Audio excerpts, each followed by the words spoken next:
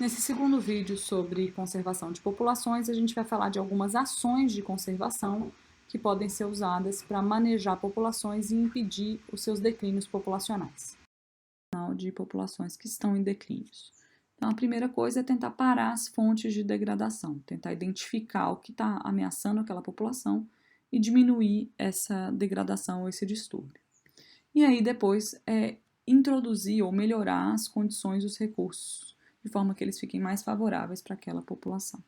Então, um exemplo do condor americano, que eu falei anteriormente, no meio do século passado, no meio do século XX, a população de condores americanos reduziu drasticamente, e aí se percebeu que o que estava acontecendo era um acúmulo na cadeia trófica de DDT, então daquele inseticida que foi muito usado no início e no meio do século XX. E o que acontece?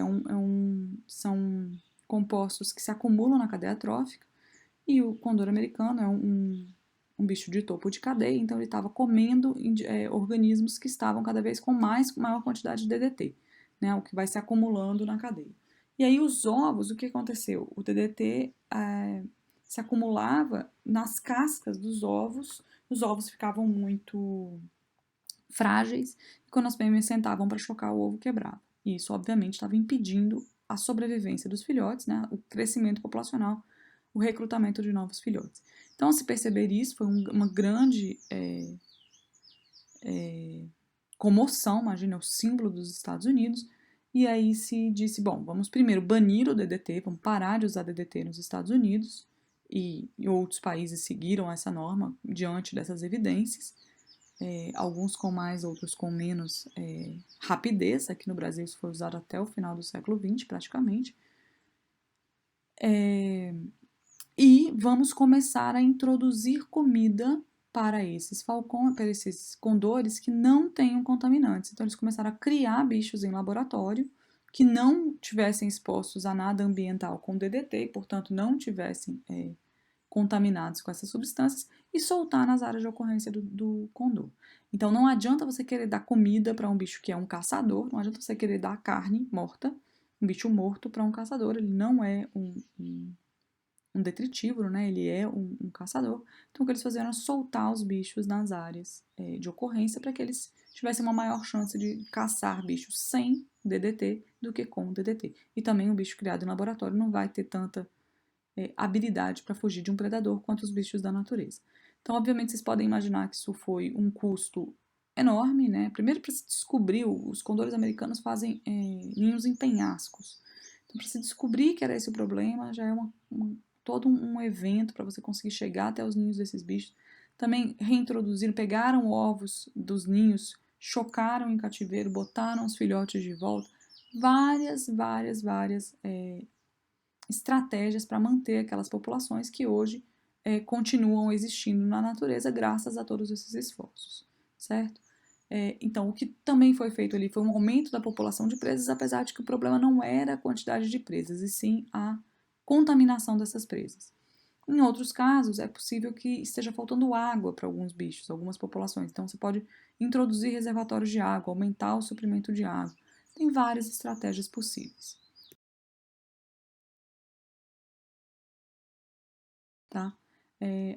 Alguns exemplos aqui nesse slide. Então, à esquerda em cima a gente vê uma população, algumas espécies, alguns indivíduos de arara azul. Essa arara azul do Pantanal era uma espécie que estava em declínio populacional altíssimo, e se percebeu que era porque o manduvi, que é uma espécie de árvore, a maior árvore que forma tronco maior, né, da região, estava sendo muito cortado, então um desmatamento muito grande, associado ao corte específico do manduvi pela madeira. E aí as araras não tinham árvores com oco grande o suficiente para fazer os seus ninhos. Então, obviamente, tentar reduzir o corte do manduvi foi uma estratégia, mas a outra estratégia foi introduzir ninhos artificiais. Então, essas caixas de madeira pregadas em outras árvores ou em manduvis menores, né, que não tinham atingido o tamanho necessário ainda para fazer o oco dos ninhos. Isso foi um projeto Arara Azul, importantíssimo, ganhou vários prêmios nacionais e internacionais pela conservação dessa espécie, e se verificou que, ao colocar esses ninhos artificiais, depois de um tempo, mais de 60% dos ninhos estavam sendo utilizados pelas araras, e elas estavam conseguindo ter filhotes e ter filhotes viáveis, né, criados nesses ninhos. Então, o que estava faltando, obviamente, o importante é parar o desmatamento e manter os manduvis em pés, mas também, como uma forma emergencial, promover ou fornecer para essas araras um lugar para fazer os seus ninhos naquela estação reprodutiva também ajudou bastante. Proteção contra ameaças, então o projeto Tamar e tantos outros fazem coisas muito específicas de, por exemplo, cercar ninhos. Então aqui na foto à esquerda embaixo, a gente tem 2 passarinhos numa telinha protegida contra um predador. E isso pode ser necessário tanto contra predadores naturais quanto para espécies introduzidas. Então o projeto Tamar muito comumente põe cerca nas áreas de desova das tartarugas, então pequenas cercas em volta dos ninhos da tartaruga, para impedir, por exemplo, que cachorros vão lá e abram esses ninhos e comam os ovos. Mas também tem predadores naturais que fazem isso e você pode tomar a decisão de que você vai impedir aquela predação, mesmo que ela seja natural, para favorecer uma espécie em detrimento de outra, porque uma espécie que você está tentando favorecer está mais ameaçada naquele tipo de ambiente, certo? A foto da direita em cima mostra uma área em que houve uma seca muito grande e foi necessário introduzir reservatórios de água para que algumas populações de vertebrados conseguissem não ter um declínio populacional muito grande. E a foto da direita embaixo é uma foto numa ilha no Havaí, com eu não sei o quanto que dá para enxergar, mas tem uma cerca de 3 metros de altura, feita de metal, bem reforçada, para impedir que caprinos, que são espécies invasoras nessas ilhas. Essas ilhas não tinham nenhum tipo de vertebrado terrestre, a não ser aves, não tinham nenhum mamífero terrestre nativo, e esses caprinos foram introduzidos. Eles são capazes de pular cercas de 2, às vezes de 3 metros de altura, e eles são herbívoros que muitas vezes dizimam populações inteiras, especialmente essas populações de plantas de ilhas que evoluíram sem herbívoros vertebrados. Pode ser que para manter uma população você tenha que manter o regime de distúrbios. Então, o uso do fogo como uma forma de manejo é muito comum nos ambientes que a gente chama de pirofíticos ou ambientes dependentes do fogo, em que se você exclui o fogo, você pode estar impedindo alguns processos biológicos e ecológicos e estar impedindo que algumas populações se mantenham, tá? Então, isso, obviamente, assim como fogo demais é ruim em todo e qualquer ambiente, fogo de menos nos ambientes que são pirofíticos também é um problema e pode ameaçar populações. O capim-dourado aqui no Cerrado é um exemplo disso. O capim-dourado não tem floração suficiente, não tem uma floração abundante em áreas que estão sem queimar há mais de 3 anos. Então, manter as áreas de campo úmido em que o capim-dourado ocorre sem fogo, na verdade, é uma forma de causar declínios populacionais ao capim-dourado. Aqui tem um exemplo de uma ave, que é o símbolo, é a ave símbolo da Flórida, nos Estados Unidos, e é uma espécie que ocorre num ambiente pirofítico, né, que naturalmente queima, evoluiu com fogo, e por alguns motivos de manejo, de políticas públicas, o fogo tinha sido excluído de algumas áreas de proteção, de unidades de conservação. E aqui a gente tem um estudo mostrando que quando o fogo passa-se a ter intervalos de fogo muito grande, o número de ninhos, o número de territórios, né, que é o que está aqui no eixo Y desse gráfico, diminui, ou seja, você tem menos indivíduos fazendo ninho e se reproduzindo em áreas que estão há muito tempo sem queimar. Então, manter um regime de queima aqui é uma estratégia importante para garantir que essa população se mantenha, se reproduza e que essa espécie continue existindo nessas áreas. E, de novo, é a ave símbolo de um estado americano. Então, assim, se você quer manter essa espécie, você tem que ter fogo, né? Então, não, de novo, é uma espécie bandeira, apesar de não ser uma espécie de topo de cadeia. Em alguns casos, a população foi tão reduzida que o que você precisa fazer é translocar ou reintroduzir os indivíduos, novos indivíduos naquela população, certo? Então, tem lugares em que simplesmente não tem mais uma população viável e não existe uma conectividade suficiente para que indivíduos naturalmente migrem de uma população para outra. Então, a gente faz esse manejo mesmo, pega indivíduos filhotes ou adultos, isso depende muito da estratégia e da situação, e você reintroduz, realoca em outras populações. Em alguns casos, o que você precisa realocar ou translocar são indivíduos de um determinado sexo. Então, aqui nesse exemplo, com uma espécie de cobras, o que foi reintroduzido foram os machos. Então, era uma população que estava com um desbalanço de indivíduos, poucos indivíduos do machos, e eles foram, ao ser reintroduzidos alguns indivíduos, isso já mudou a dinâmica da população e garantiu que a população se mantivesse viável no ambiente. Em alguns casos, você pode, e aí é uma das estratégias mais comuns, é você tentar aumentar o tamanho da população ao diminuir a mortalidade de indivíduos jovens, reintroduzir ou proteger os indivíduos jovens.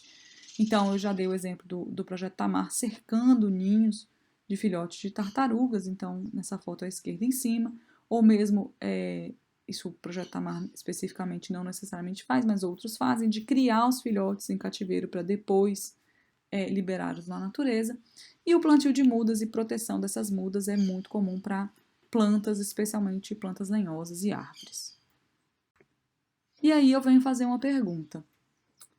A curva de sobrevivência na natureza mais comum não era essa curva tipo 3, em que os indivíduos jovens morrem muito?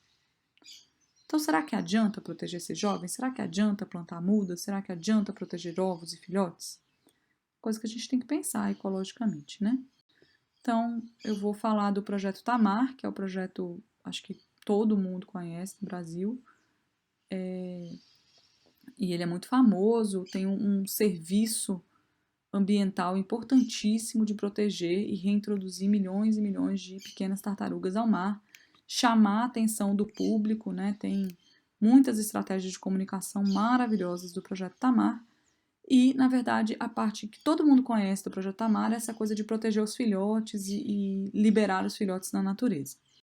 Uma parte que às vezes passa batido e que o público em geral não vê do projeto Tamar é a parte da inclusão social, da geração de renda a partir das tartarugas vivas e da proteção dos indivíduos adultos. Então, à medida que você tem muitas áreas de desova, permite que essas áreas de desova sejam protegidas, permite que as tartarugas adultas venham desovar e voltem para o mar em paz e vivas, é que você de fato está garantindo a sobrevivência dessas espécies e não necessariamente só conservando os filhotes. Então, a grande sacada do projeto Tamar, lá no início dos anos 80, foi envolver as populações no mar, né, as populações costeiras, que antes muitas vezes caçavam as tartarugas adultas e tiravam seus ovos do ninho como uma fonte de proteína mesmo, uma fonte de alimento. A partir do momento que o Tamar conseguiu transformar as tartarugas vivas numa fonte de renda, então essas pessoas não precisam mais caçar uma tartaruga porque elas vão ter dinheiro para comprar comida, e esse dinheiro está vindo justamente do fato de elas estarem ajudando a proteger as tartarugas. Então, todas as lojas do Projeto Tamar, muitos patrocínios do Projeto Tamar que permitem que pescadores sejam contratados como tartarugueiros, que são essas pessoas que ajudam a identificar e proteger os ninhos. Isso, de fato, é que garante a sobrevivência dessas espécies. São 5 espécies de tartarugas marinhas que existem nas costas brasileiras. Todas elas são protegidas pelo Projeto Tamar. E a grande importância, na verdade, é muito mais importante ecologicamente você proteger os indivíduos adultos do que você proteger os filhotinhos. Mas os filhotinhos são aqueles que chamam mais atenção. E são mais fáceis de ver para o público. Se você já foi uma base do Projeto Tamar, na época certa, né, se você deu sorte de estar lá na época do nascimento dos filhotes, muito provavelmente você pode ter acompanhado uma soltura de filhotes e ver essa cena maravilhosa que é você ver esses filhotinhos indo para o mar, né? Aí, como ecólogo e como biólogo, você tem que saber que 90% daqueles filhotes vão morrer, e isso é natural. Então, primeiro, a gente precisa que muitos milhões desses filhotes sejam liberados para que os 10% que sobrevivam, ou até menos, ainda assim seja um número significativo, que alguns vão chegar à idade adulta. Mas a outra coisa importante também de saber é que para aqueles filhotinhos os ovos terem sido postos, os filhotinhos nascidos, a tartaruga adulta mãe também foi protegida pela mesma estratégia do Projeto Tamar. E é muito mais difícil explicar essa estratégia, é muito difícil você levar um turista para ver uma tartaruga desovando, isso acontece à noite, também ela ficaria muito mais perturbada do que os filhotinhos ficam por ser atração. E a outra coisa importante também para a conservação de tartarugas marinhas e que tem estratégias no mundo inteiro para fazer isso, são os mecanismos de exclusão de tartarugas nas redes de pesca. Então, de novo, você consegue permitir ou reduzir a morte de indivíduos jovens e adultos que estão no mar nadando nessas redes de pesca que tem milhões e milhões no mundo inteiro. Toda a indústria pesqueira no mundo usa redes de pesca enormes, de tamanhos enormes. Às vezes tem redes de pesca de 30 quilômetros. Então, como que você faz os indivíduos, tanto os mamíferos quanto as tartarugas, que precisam respirar fora d'água, não morrerem entrelaçados nessa rede de pesca? Então, existem mecanismos de exclusão desses bichos para que eles consigam sair das redes de pesca. Isso são discussões do direito internacional, de toda a indústria pesqueira, e a gente precisa de lobby e apoio da sociedade para conservar esses bichos. Mas, normalmente, o público não sabe disso. Então, o público, em geral, não sabe que existe uma discussão na indústria pesqueira para que se faça mecanismos de exclusão de tartaruga nas redes de pesca. Mas, o público, em geral, está sensibilizado para a importância da conservação das tartarugas, porque viu seus filhotinhos saírem lá na beira da praia. Então, a estratégia de conservar filhotes, ela ecologicamente não é a melhor de todas. A gente precisa conservar são os jovens e os adultos. E, para conseguir conservar os jovens e os adultos, é preciso sensibilizar o público e talvez os filhotes tenham sido a melhor estratégia. Então, às vezes o que aparece para o público, a parte da espécie que é bandeira, a própria espécie bandeira, ou mesmo o estágio de vida daquela população que é usado como bandeira, talvez não seja o mais importante ecologicamente. Mas, se a gente conhecer bem a ecologia daquele ecossistema ou daquela população, a gente pode usar essa sensibilidade do público para ajudar a conservar a população como um todo e seu ecossistema como um todo. Então, os mecanismos de exclusão para tartarugas e mamíferos, claro, eles ajudam a conservar golfinhos e tartarugas, que são bichos em que o público gosta muito, mas ele também ajuda a conservar outras espécies marítimas que às vezes o público geral não tem nem conhecimento que existem.